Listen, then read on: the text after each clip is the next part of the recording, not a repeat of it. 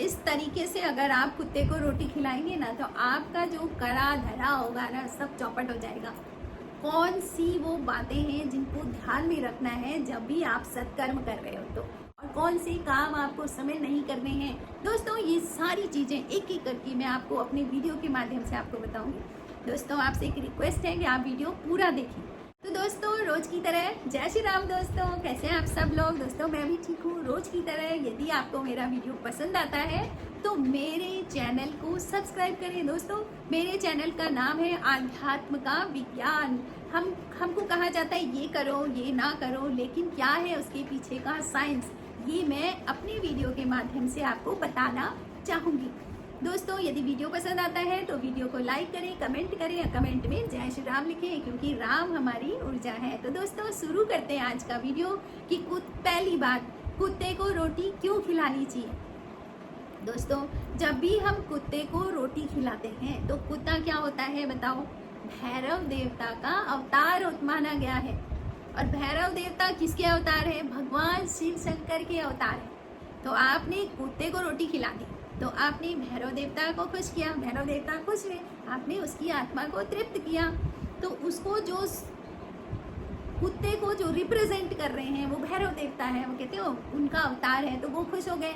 अब जब भैरव देवता खुश, भगवान शंकर खुश, भगवान शंकर खुश, माता पार्वती खुश, शंकर और माता पार्वती खुश तो गणेश जी खुश, है ना। और शंकर भगवान खुश तो भगवान राम खुश हो गए, और भगवान राम जहाँ खुश हो गए वहाँ हनुमान जी का आशीर्वाद आपको मिलेगा ही मिलेगा, ये 100% श्योर है। तो आपने एक कुत्ते को रोटी खिला करके, उसका ध्यान रख करके आपने कितने देवताओं का आशीर्वाद ले लिया। दोस्तों, पूजा पाठ सब कुछ अपनी जगह है, लेकिन कर्मा अपनी जगह है। तो कर्मा जैसे होंगे ना, वैसे आपको रिजल्ट मिलेंगे। दोस्तों, इस संसार में अगर आपको कोई दुख है तो उसका कारण भी आपका कर्मा है। आपने भगवान की पूजा नहीं करी ना, तो आपको एक बार आपको कोई भी पाप नहीं लगेगा लेकिन आपने कर्मा बिगाड़ दिया ना, तो कहीं भी जाओ, किसी भी दुनिया में जाओ, आप बच नहीं सकते हो। तो आपको कर्मा का अधिकार है, तो ये कर्मा करके आपने कितने देवताओं को। दोस्तों, नंबर 2, ये जो सृष्टि है ना जिसमें हम रहते हैं, इसको आप समझ लीजिए अच्छे तरीके से कि जो सृष्टि है ये परमात्मा द्वारा रची गई है। जिस परमात्मा ने मुझे बनाया उसी परमात्मा ने दूसरों को भी बनाया है, और उसी परमात्मा ने बाकी जीवों को बनाया है। तो कोई ऊंच नहीं है, कोई नीच नहीं है। शरीर सबको अलग अलग मिला है, बट आत्मा सबकी एक है। तो भगवान द्वारा रची गई जो भी ये सृष्टि है, इसका जो टॉप ऑफ द क्रिएशन है वो हम है, मनुष्य, है ना। टॉप ऑफ द क्रिएशन क्यों है? बस एक गुण मनुष्य के अंदर है, और एक अधिकार मनुष्य को जो मिला है उसने उसको टॉप में रख दिया है। कैसे? कर्म का अधिकार, है ना। कर्म का अधिकार, सत्कर्म है, अच्छा कर्म है, बुरा कर्म है, इसका अधिकार किसको दिया है? मनुष्य को ही है ना। कुत्तों को थोड़ी जानकारी है कि मेरा ये सत्कर्म होगा या मेरा बुरा कर्म होगा, उनको ज्ञान ही नहीं है। उनको तो बस वो भोग के भागीदार हैं, बस जो खिला दिया वो भोग कर लिया। ऐसा नहीं है कि हम कुछ उनको खिला रहे हैं तो उनको नुकसान होगा, नहीं। उनकी आत्मा को, उनको कोई भी बोझ नहीं लगेगा कि नहीं। हम अगर किसी का फालतू खा लेते हैं ना, तो उसका हमें देना पड़ता है, उसको हमें चुकाना पड़ता है। लेकिन जानवरों को भोग का अधिकार है, इसलिए उनको कोई दिक्कत नहीं है, उनको आप खिला सकते हो। तो आपको कर्म का अधिकार दिया गया है, टॉप ऑफ द क्रिएशन रख के भगवान ने। तो आपको अपने कर्मों पर ध्यान देना चाहिए, है ना। नहीं तो बताओ, कल के दिन ये बदल सकता है पास। आप वो जो जिसको तुम खिला रहे हो कल के दिन मनुष्य, और तुम बने कुत्ता, आप देखो क्या होगा, है ना तो कब कौन चक्का घूम जाए किसी को नहीं पता।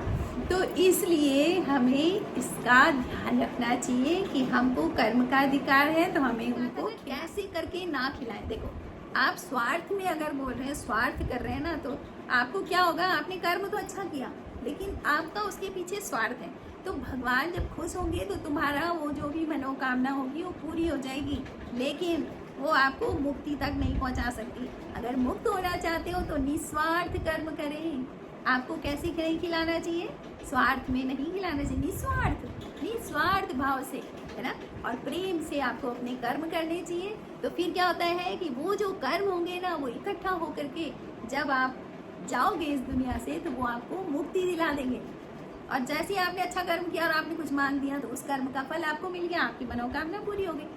लेकिन इस बात का ध्यान रखें कि जब तक आपको चाहिए, चलो आप बहुत कमी में आप मांग लो, लेकिन एक समय ऐसा आना चाहिए जब आप ये बोले कि नहीं भगवान, बस मैं ये कर्म करता रहूँ, इतनी बुद्धि दो कि मैं ये सत्कर्म कर सकूँ। जब भैरव जी की, भैरव देवता की जब एनर्जी आपके घर में आ गई ना, सकारात्मक एनर्जी, तो नकारात्मकता वहाँ रह ही नहीं सकती है, उसको बाहर जाना होता है। सकारात्मकता अंदर तो नकारात्मकता बाहर, तो इस तरह से नकारात्मकता बाहर चली जाती है।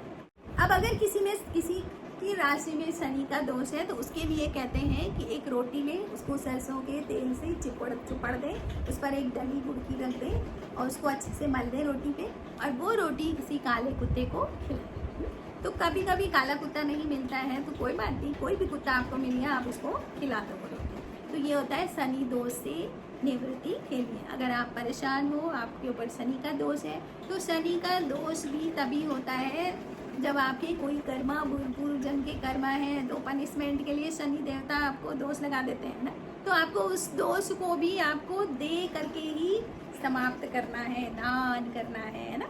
तो इस तरह से पहली रोटी गाय की, आखिरी रोटी कुत्ते की जरूर जरूर जरूर दें। हाँ, तो दोस्तों अब मैंने आपको कहा था ना कि जब आप रोटी खिलाओगे तो ध्यान किस बात का रखना है ना। हाँ, ये बहुत ही महत्वपूर्ण चीज़ है। आपके भीतर एक बार भी ये भाव नहीं आना चाहिए कि मैं ये रोटी खिला रहा हूँ, मतलब अहंकार नहीं, भगवान खिला रहे हैं, मेरे द्वारा हो रहा है ना। तो अहंकार जहाँ पर आ गया ना तो आपका करा धरा जीरो, है ना, बिल्कुल जीरो हो जाएगा। तो आपको बिल्कुल भी ये नहीं सोचना है कि मैं हूँ और मैं ये रोटी खिला रहा हूँ और देखो जरा मैं सत्कर्म, बिल्कुल नहीं।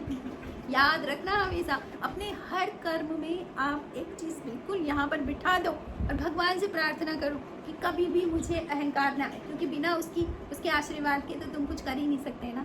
तो सब कुछ उनसे मांगो कि हे प्रभु कुछ ऐसा करो कि मुझे अहंकार ना हो, है ना। तो दोस्तों इस तरह से हमेशा कुत्तों को रोटी खिलाते रहें।